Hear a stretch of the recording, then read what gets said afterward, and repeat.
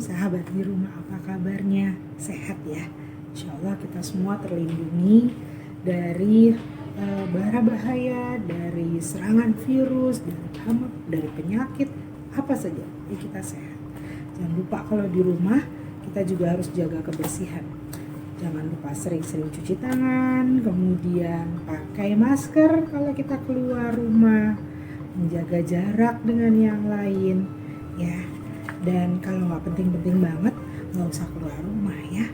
Oke, kembali lagi, kawan-kawan, Perpustakaan Kota Depok punya kegiatan storytelling yang biasanya dilakukan di ruang baca anak atau dilakukan pada saat kunjungan mobil perpustakaan keliling ke sekolah-sekolah.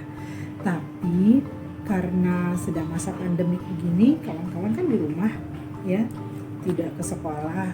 Kemudian juga kegiatan kita dibatasi ya, maka kami dari perpustakaan membuat pengembangan program, yaitu membacakan cerita melalui video atau vlog ya.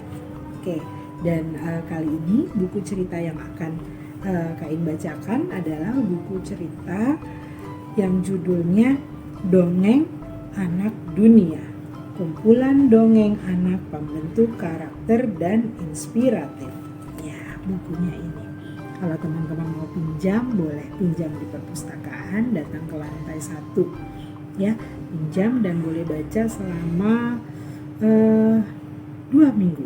Ya. Buku ini ditulis atau dikarang oleh Syaf Banta.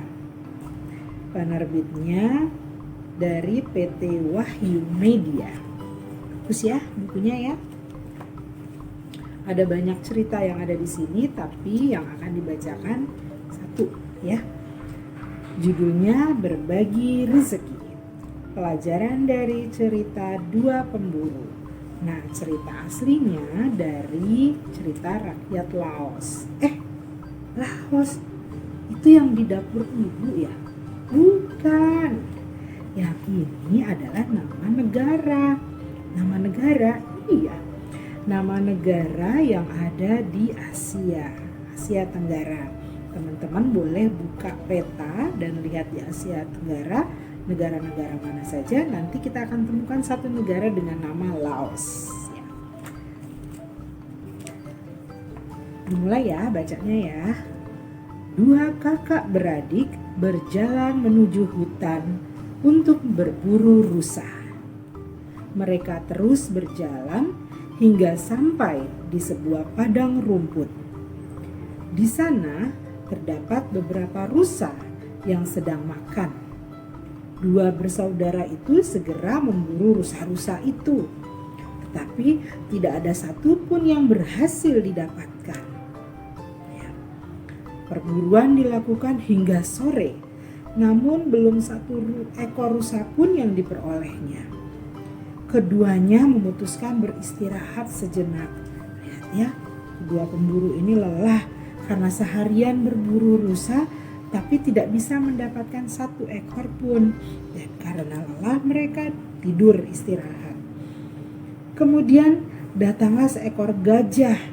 Melihat dua laki-laki itu, gajah pun merasa heran karena mengira dua laki-laki itu manusia berkepala dua. Oh ya, ada apa ini? Ya, gajah memanggil binatang lainnya dan para binatang pun berdatangan ingin melihatnya. Saat itu seekor kura-kura berusaha naik ke punggung gajah agar bisa melihatnya. Akan tetapi terjatuh dan dia menimpa kaki-kaki dari dua laki-laki itu. Dua laki-laki itu terkejut dan terbangun. Para binatang pun terkejut dan lari berhamburan. Saat itulah seekor rusa terperangkap dalam semak belukar berduri. Dua laki-laki itu segera menangkap rusa itu dan membawanya pulang. Sampai di desa, dua laki-laki itu menyembelih rusa itu memasak dan membagi-bagikan dagingnya kepada para warga dan semua merasa senang. Ya. Nah, rusa termasuk hewan yang boleh untuk dimakan, seperti halnya kambing, sapi, kerbau, ya. Kalau gajah boleh nggak? Enggak boleh. Gajah bukan buat dimakan, ya. Gajah dimanfaatkan tenaganya, badannya, tapi juga harus memperhatikan tidak boleh berlebihan sehingga gajah bisa sakit, ya. Jadi ketika rezeki itu didapat, ya, rusanya berhasil masuk perangkap, kedua pemburu itu tidak memikirkan dirinya sendiri, ya. Rusa hasil tangkapan mereka dimasak dan dibagikan kepada masyarakat, pada tetangganya. Baik sekali ya dua pemburu ini. Nah, pesan apa sih yang kita dapat? Ketika dapat rizki, berbagilah dengan sesama. Jangan memakan rizki itu sendirian, karena berbagi rizki tidak akan mengurangi rizki kita, tetapi justru akan semakin menambah. Oke, sampai di sini dulu. Nanti gantian Kain dengar cerita dari kawan-kawan. Sampai jumpa. Wassalamualaikum warahmatullahi wabarakatuh.